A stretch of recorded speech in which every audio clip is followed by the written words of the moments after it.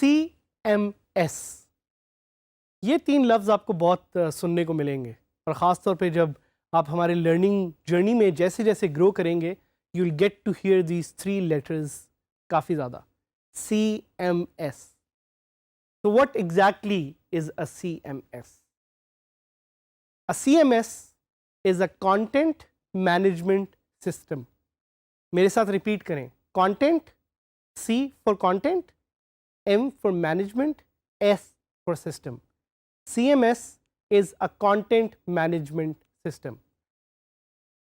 थोड़ा सा सोचें और लिखें अपने एक पेन और पेपर पे कि कंटेंट मैनेजमेंट सिस्टम क्या हो सकता है. What exactly is a content management system. कुछ आइडियाज आ रहे हैं आपको. तो as the name says a content management system allows you to manage content.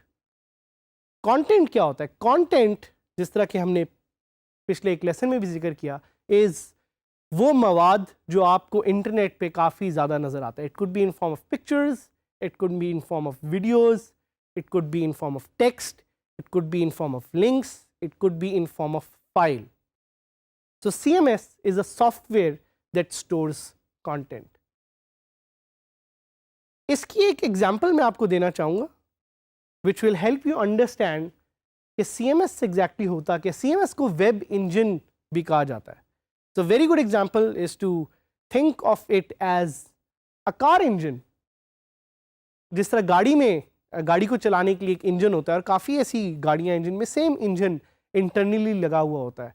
इसी तरह CMS is the engine of the web. So जिस तरह एक गाड़ी में इंजन उसकी फंक्शनैलिटी को मैनेज करता है, बेशक गाड़ी ऊपर से जैसी भी देखने में हो या जैसी भी काम करती हो, CMS is manages the engine of a particular management system. तो CMS में 2 चीज़ें होती हैं. CMS has a back end and CMS has a front end. Back end वो एरिया है जिधर से the person who is the administrator या in short admin can manage the content of that CMS. And the front end is how the CMS looks from the front. तो काफ़ी ज़्यादा websites जो आप इंटरनेट पे विजिट करते हैं, in fact more than 70% of the entire web is powered by different kinds of CMS, different kind of content management system. और इसका जो बैक एंड है वो एडमिन्स खुद लॉगिन करके उसको चेंज करते हैं. इसकी एक बड़ी सिंपल सी example is a Facebook page. तो फेसबुक पेज अगर आप में से कुछ लोगों ने बनाया हो या विजिट किया हो, यूज़ किया हो, तो जिस तरह आप उसकी एडमिन सेटिंग्स में जाके कंटेंट अपलोड करते हैं वैसे ही CMS के बैक एंड से जाके आप कंटेंट अपडेट कर सकते हैं और फ्रंट एंड पे वो आपके यूज़र्स को नज़र आएगा. CMS की एक बहुत ख़ास चीज़ ये है कि CMS allows you to use templates. So engine अंदर से जैसा मर्जी हो, सामने से जो गाड़ी की एक लुक होती है वही आपको नज़र आती है. वैसे ही CMS के सामने थीम्स होती हैं, CMS के सामने टेम्पलेट्स होती हैं और वो थीम्स को चेंज करके you can change the look and feel of a website, बेशक अंदर से इंजन जैसा भी हो. तो there are many types of CMS. बहुत सारे डिफरेंट तरह के कंटेंट मैनेजमेंट सिस्टम हैं जो एग्जिस्ट करते हैं या अवेलेबल हैं. उनमें से कुछ फ्री हैं, कुछ पेड हैं. हमने ऑलरेडी डिस्कस किया कि WordPress is one of the very great examples of a CMS that is free and easy to use. And WordPress का ही ये कोर्स है और इस पर हम यही एक्सप्लोर करेंगे कि वर्डप्रेस को यूज़ करते हुए आप कैसे नई वेबसाइट्स बना सकते हैं, फंक्शनैलिटी अपडेट कर सकते हैं. But again it's important to know कि CMS की क्या ख़ास फीचर्स होती हैं. तो CMS usually has great SEO features. SEO का एक कोर्स भी है DG स्किल्स का जो आप ले सकते हैं और उसमें भी कुछ CMS का जिक्र है. तो जिस तरह मैंने आपको बताया कि using a CMS you can do SEO fast because a CMS usually has built-in SEO tools. SEO से मुराद सर्च इंजन ऑप्टिमाइजेशन. एक और फीचर जो CMS में होती है वो ये होती है कि CMS usually has user management tools.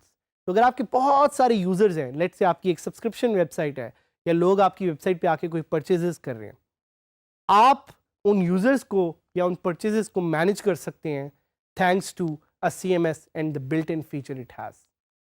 उसके अलावा CMS की एक बहुत अमेजिंग फीचर ये है कि आप इससे ईमेल्स मैनेज कर सकते हैं. तो अगर आपने अपने यूजर्स को ऑटोमेटेड ईमेल्स भेजनी है, your CMS can help you do that. CMS also usually has a support for built-in file types like HTML, file types like PDF. और एक CMS की जो सबसे ख़ास फीचर है वो ये है कि आप उस CMS को एक्सटेंड कर सकते हैं using softwares that are known as plugins. और प्लगइन्स का हमने थोड़ा सा पहले जिक्र किया भी था. इसके अलावा CMS की एक बहुत ज़बरदस्त फीचर ये है कि you can use it to track file changes. तो अगर आपकी फ़ाइल में कुछ चेंजेस हैं आप वो देख सकते हैं. उसके अलावा आप फाइल्स को वहाँ से ही एडिट करने की फंक्शनैलिटी को भी यूज़ कर सकते हैं. That's also a very big advantage of a CMS. तो आपके ज़हन में एक क्वेश्चन आएगा, is WordPress the only CMS? The short and sweet answer to that is no. WordPress is not the only CMS.